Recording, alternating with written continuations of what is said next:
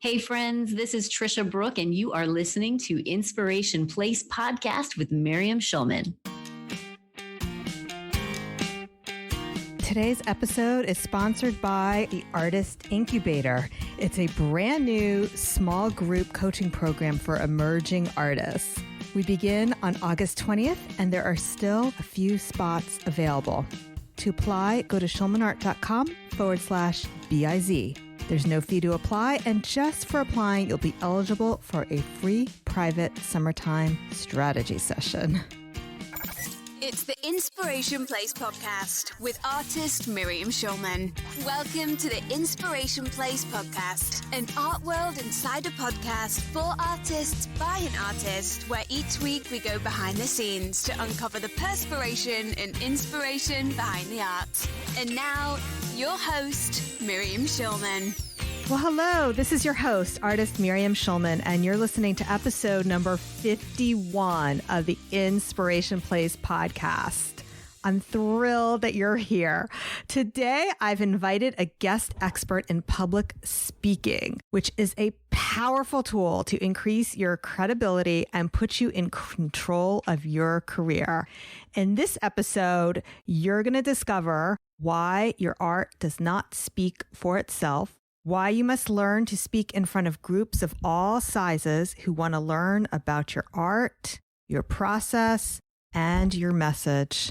And we're also going to review the 3 formats of artist talks. Today's guest is an award-winning director. She also writes and choreographs for theater, film, and television. In addition to her work in the entertainment industry, she applies her expertise to the art of public speaking. She's the executive producer of Speakers Who Dare, a TEDx producer. She choreographed Black Box on ABC, The Affair on Showtime, Rescue Me on Fox, and John Turturro's Romance and Cigarettes, where she was awarded a Golden Thumb Award from Roger Ebert. The series sublets won Best Comedy at the Vancouver Web Festival, and she curates and hosts the Speaker Salon in New York City. The Big Talk is an award-winning podcast on iTunes, and she directs and produces The Big Talk Over Dinner, a new TV series. She was recently awarded Top Director of 2019 by the International Association of Top Professionals, and her documentary, Right Livelihood, a journey to hear about the Buddhist chaplain of Rikers Island, won Best Documentary Short at the Olympus Film Festival and will screen in LA in June. So I guess that's already happened. All right. Please welcome to the Inspiration Place, Tricia Brouk. Miriam, it's so great to be here. Thank you. I'm so happy to have you. So my listeners, whether they know it or not, are actually very familiar with your work because 4 of my guests have all been either private clients of yours or went through your group speaker program. I love that you are putting speakers onto your platform and giving them an opportunity to put into practice what they study. Well, they really were fantastic. So I'm just going to mention a few of them so that we can make sure we include links to all those shows in the show notes, but they all hit it out of the park because I had Jeffrey Shaw, Robin Joy Myers, Kate McKinnon, and Susan Greif. And I saw all 4 of them. 3 of them was part of your speaker salon. Was Jeffrey part of your TEDx talk? Jeffrey applied to TEDx Lincoln Square 2018, and it was his 13th time trying to get onto a TEDx stage.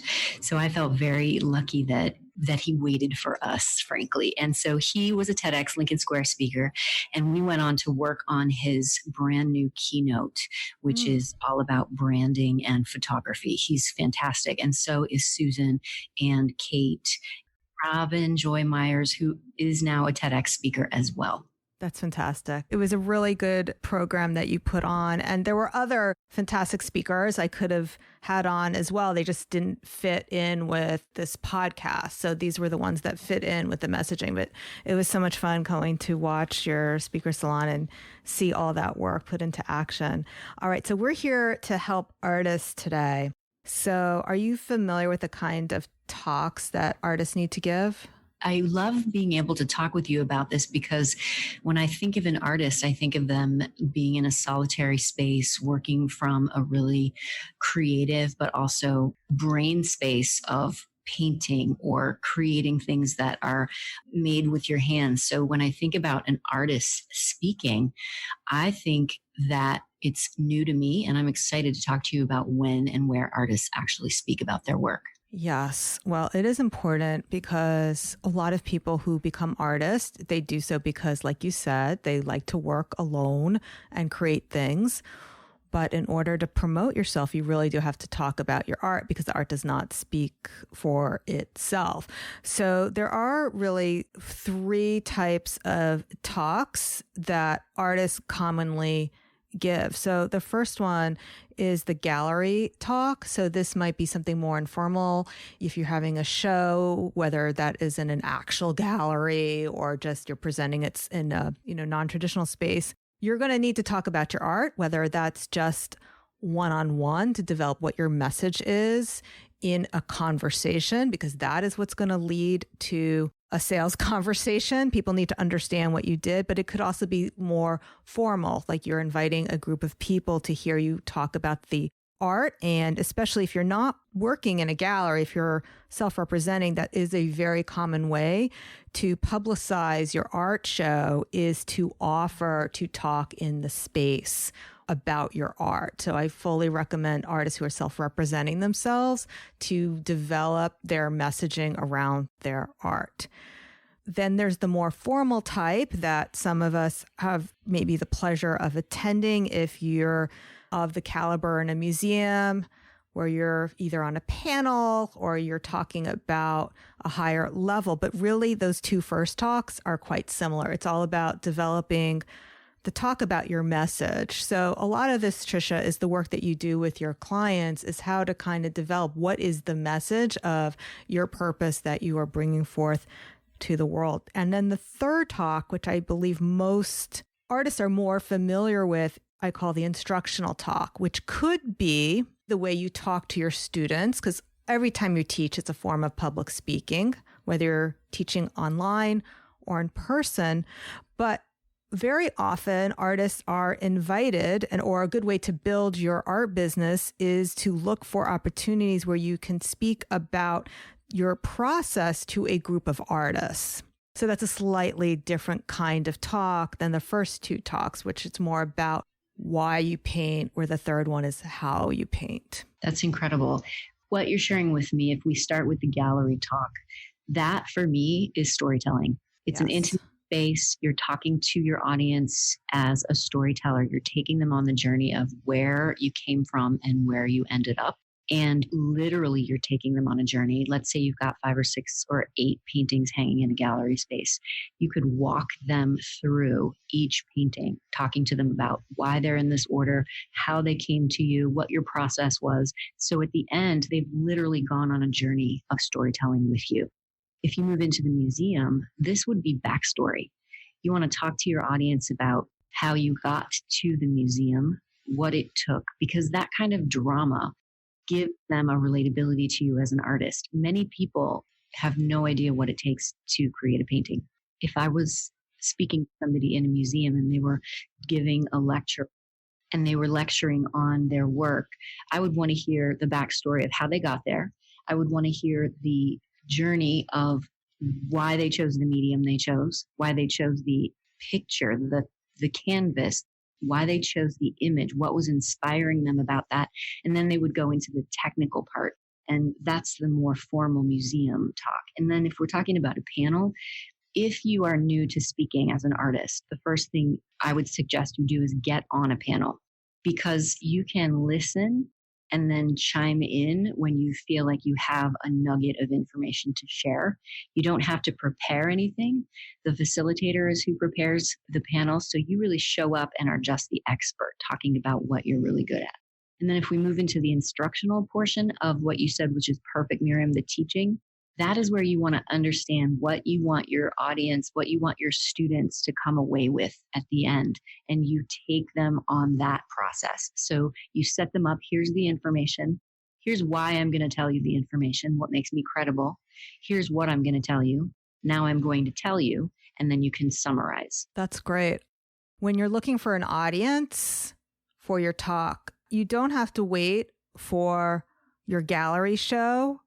So for example, if you're a wildlife artist, there are definitely animal groups who are interested in your art. Or if you create feminist art, there are women groups who are interested in your art and your message. So I think it's important for artists to be creative in looking for audiences to speak to as another way to get exposure for their artwork. This is so awesome. I know very little about the art world. What I know is that when we communicate about what we're passionate about, other people become passionate about it. Mm. That's why it's so important for artists to talk about what they're doing, to talk about why they're doing it, to bring awareness to what they're doing, because it builds credibility as an artist to be able to speak articulately about what and why you're doing what you're doing. That's what you're so good at. You are somebody who is true an artist. You're also able to talk about why you do it, and you want to bring attention to other people who do it. And I think that's what might be missing for a lot of artists out there. Tricia, if I were coming to you and I was looking for audiences or looking for places that are looking for speakers, what would you tell me what my first steps should be? The speaker salon is the place that I put speakers in front of speaker bureaus, event organizers, TEDx organizers. Let's tell people what a speaker bureau is, because I think that people who are not in this world may not be familiar with that. When you're an actor in showbiz, you have representation. That agent or that manager will hear about opportunities for you, and they will put you in touch with those people. So that's the same thing that a speaker bureau does. They represent speakers. When somebody calls A speakers and says, I want a speech about women in leadership, they go through their roster and they choose 2 or 3 of those speakers and say, here's the perfect person for you. So they represent speakers. They take a percentage, but they do a lot of the heavy lifting, like finding out events and connecting directly with organizers and doing all of that stuff, all the negotiations. So you just get to be a speaker. Okay, that's great. So it's basically an agent for booking speaking gigs. But are these paid speaking gigs? I mean, how do you pay your agent? Yeah, these are paid speaking gigs. When you have a speaker bureau representing you, you're getting no less than $5,000 a speech. Oh, that's good. I'd like some of that. Yes, please. And the agent gets paid how? They take a cut of that, or do you pay them a retainer? They take a percentage. Many speaker bureaus will allow you to be free to take other speaking gigs. And if you book them yourself, you don't have to pay the speaker bureau. Many of them have that clause. Take me through, because I'm really curious, actually, a success story of somebody who's gone through your speaker salon and has now booked those types of gigs. I can start with Robin Joy Myers, who's been on your show. She is a 2-time speaker salon alum, and she has a TEDx. She also is represented by A Speakers. A Speakers represents Mel Robbins and Rachel Hollis and Barbara Corcoran, among others. She's in negotiations right now for 3 paid speaking gigs. They're all $5,000. Christina Hallett is a speaker salon alum, and she's also represented by A Speakers. Mari Carmen Pizarro is also represented by A Speakers and is a TEDx speaker. Actually, Christina Hallett is also a TEDx speaker. She met the executive producer of TEDx Farmingdale at the speaker salon, and he asked her to take the stage. Kaya Rain, who is an incredible coach, leader, she never took a stage ever before stepping foot onto mine, and will be premiering as a TEDx speaker in September. That's amazing. So let me just circle back to Robin, like get a little more specific, especially since she's somebody that my audience either has listened to or should listen to. So we are going to link up her interview in the show notes, because it was a really good one. We talked about fear, which is something I know a lot of you have fear around your creativity and your creative career. So she and you worked together to develop her talk. Now, when she gets booked, is it for that talk or does it change? Could you explain that to me? Great question, Miriam. Speaker bureaus will put you on their roster with what you talk about. And that could be fear. It could be isolation. It could be women in leadership. So as a speaker, you want to really identify 3 or 4 products that you can speak on. You don't have to necessarily have these all written in keynote form, but you do need to be able to talk about these ideas expertly. Robin's TEDx, we developed together, and I pushed her to not talk about fear because she's done that. So I pushed her in a direction to talk about something very different, which was, as a molecular geneticist, she identified and isolated the gene mutation that caused wing deformation in a fruit fly. She also isolated herself her entire life and caused her own impeding flight, ultimately. So I was able to help her identify this story based on her history as a molecular geneticist and as a woman who was isolating so that she could inspire other people to stop isolating from themselves and from their lives and really become who they're meant to be in the world. So that's a new talk that she could potentially give through the Bureau. They also reach out to her and say, there's this conference happening. Would you be able to talk about this? And she says, absolutely.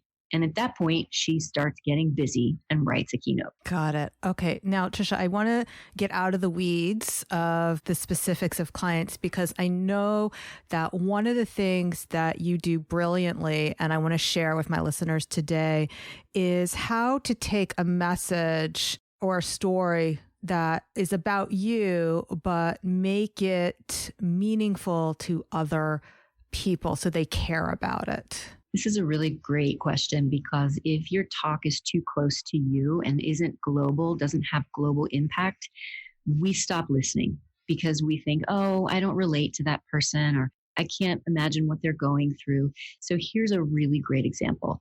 3 years ago, my first speaker ever, Kristen Smedley, she came to me and she said, I want to do a talk about retinal disease.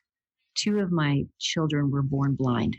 I started a retinal awareness foundation. I've been talking about this for 16 years, and I want to do a TEDx about this. I was not yet a TEDx organizer, and I just said, absolutely, I'll support you in this. We begin the process of what I call active listening. I ask her tons of questions, and by the end of this 2-hour active listening session, I say, Kristen, the talk is not about retinal disease. It's actually about how you learn to see the world differently through the eyes of your children. So beautiful. So it became global. I don't have kids. I don't have blind kids. How do I relate to this person's story? Well, now I can absolutely relate to this person's story because it's about paying attention to how I see the world through other people's eyes. So powerful. Tell me a little bit more about that active listening process. Like, how do people do that? It's so hard for me to get out of my thinking brain into that feeling part. As an artist, does painting help you do that? Yes, but it's like nonverbal communication. So sometimes I know for myself as well as a lot of other artists that we're so used to communicating visually and our feelings are communicated visually, then we have to actually put it into words. We struggle with that. If I were to work with you, an artist, I would probably reframe it in terms of I might make you paint while we're talking. I might actually make you paint while I'm asking you questions because there's such a connection to you and the visual that it may serve the talk to allow you to have both happening at the same time. That's so interesting. What has speaking also done for your clients besides just the paid speaking gigs? How does the speaking help their credibility or make art sales? First of all, when you understand and you have clarity around what you're talking about, your confidence goes up. So you are able to talk about why your work is important, how it came to be, which gives us relatability to you. And then you are comfortable selling because you're serving us. I have a painting in my apartment by a New York artist. When I found out the story behind the painting that I have in my apartment, it's a love painting. When I found out the story of this artist who happens to live in New York City, I wanted to support him. I wanted to commission a new painting by him because his story was compelling. His story was captivating. He had something that was besides just a painting. And so when you are clear on why you're doing the work you're doing and you have the confidence to talk about it, then we want to buy from you because we want to support your mission and your vision as an artist. Part of the message I've been giving throughout this podcast since it started is that people buy art from artists who they feel connected with. You can't really connect to somebody without a conversation. Now, the conversation can happen in many different ways. There is the online conversation, the conversation that you put into the written form.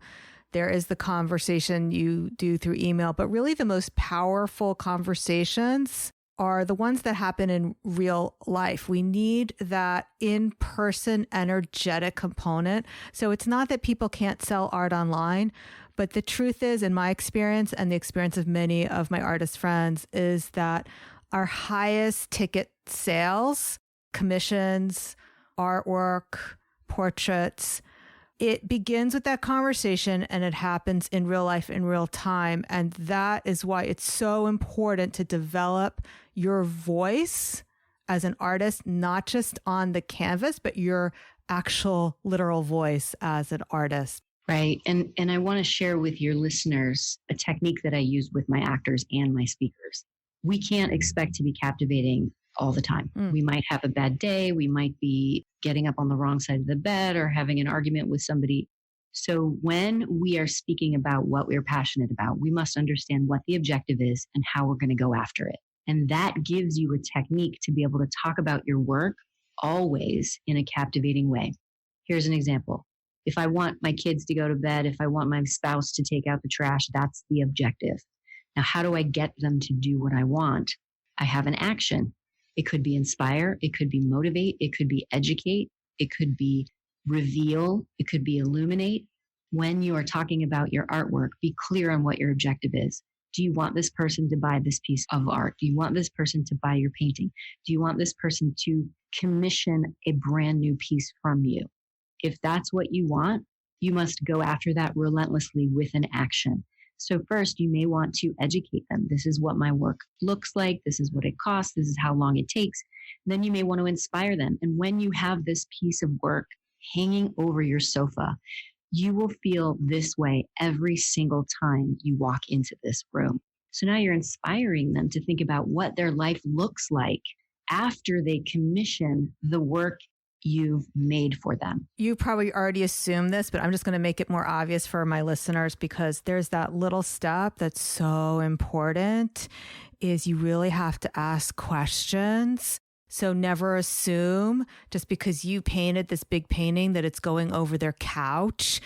What I love to do when I'm having the sales conversation is, and this is before they've said to me they want to buy it, they like something. I say, where do you imagine hanging this painting in your home? Why that's so powerful is once you get your client to start imagining it in their house, you're halfway there. That's awesome. And then also, like what you said with the feelings, you kind of ask them how things make them feel. And then it's like you reflect it back to them, but they don't realize you're doing it. So it's not manipulation. It's really a give and take. It's objective in action. You know what you want and you go after it by using an action, whether it's reflecting, inspiring. Absolutely. You know, like you said, you ask them, why do you like this? And let them tell you it's the color. And then, so with your example, let's just say they love the color. Then you listen carefully, use that introverted skills of being like if you're not an extrovert, that's okay. Because introverts are really good listeners. And you have to lean into that skill of listening to help them understand why, like you said, that your painting is the solution to what they want. Right. But it's using their words and their emotions and their desires to do that. Tricia, I really want to hear more about your speaker salon because I understand you have a new one beginning this fall. Is that just for people who are in New York? Yeah, the speaker salon is a live weekly incubator for speakers in New York City. I have had people commute from Copenhagen and California, and a lot of my speakers commuted from Philadelphia and the Pennsylvania area. Didn't Robin commute from the DC area? Yeah, Robin took a bus. But I think she had a daughter in New York City, so that made it a little more worth her while. Exactly. I can't even imagine I'm really glad you do this in person because it's so valuable to, when you're on a stage, to be able to refine your technique in person, don't you think? The in-person work is really valuable. The other part of the speaker salon that's so special is the community. You get to be on stage in front of other speakers every single week. So you get live feedback. If you say something and the whole audience gasps, you know you've got them in your hand. You know that line works. Right. Or if something falls flat. Then you have to be very courageous because I'm going to remind you that it didn't work and you need to cut it. Yeah, I thought that would be funny.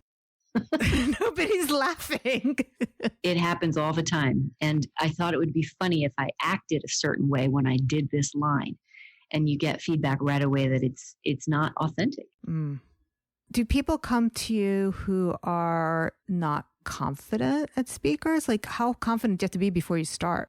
I have speakers who've never taken the stage. I have speakers who've spoken a lot and they believe their confidence is there. And then when they get up on stage and I ask them to be truthful, or I remove what they perceive as a speaker persona, all of a sudden they don't know where they are or what they're doing.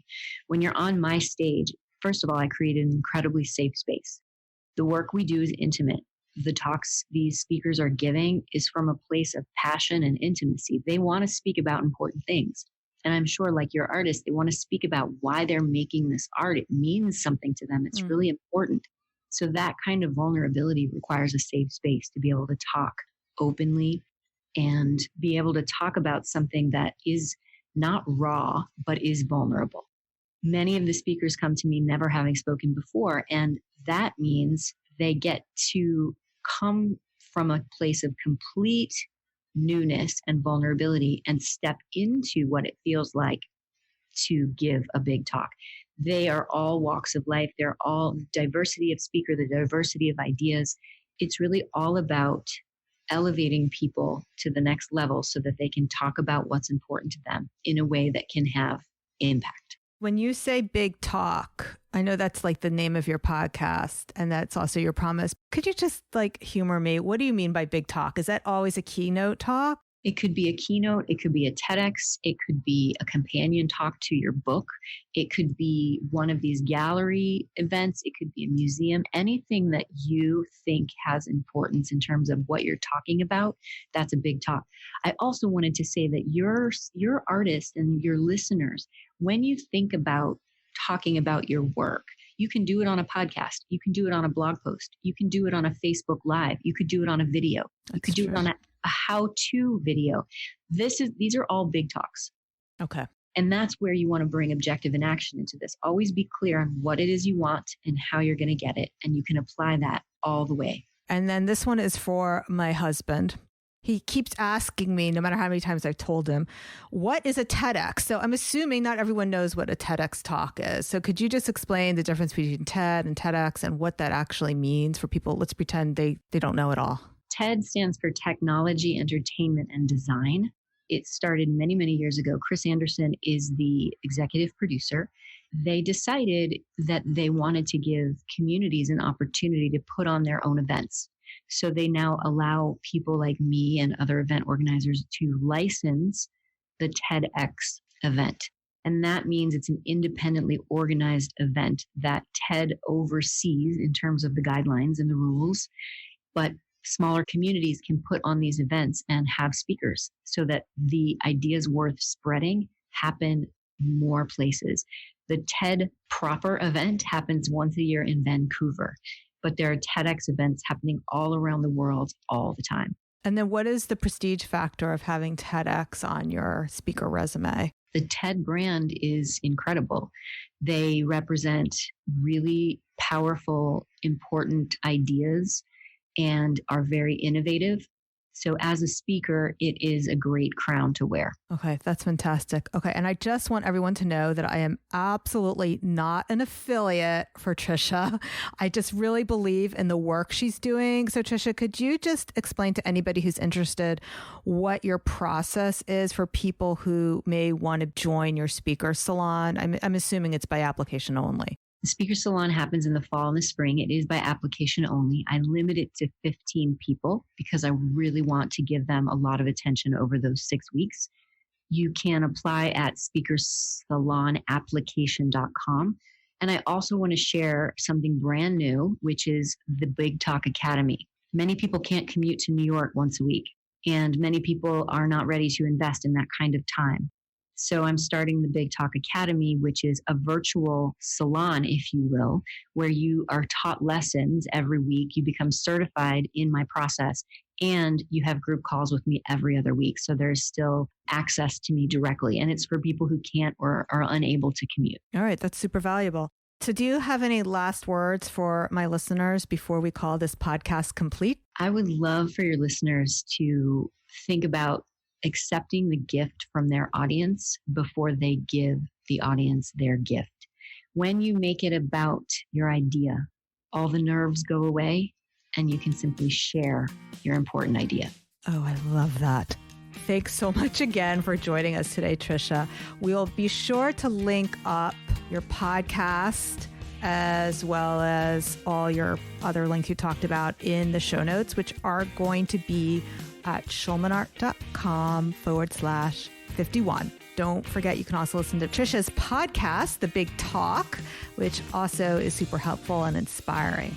Thanks for listening, everyone. Tune in next week when we're going to have on Gigi Rosenberg. She also helps artists through the grant writing process. So that's a whole different way of pitching yourself successfully.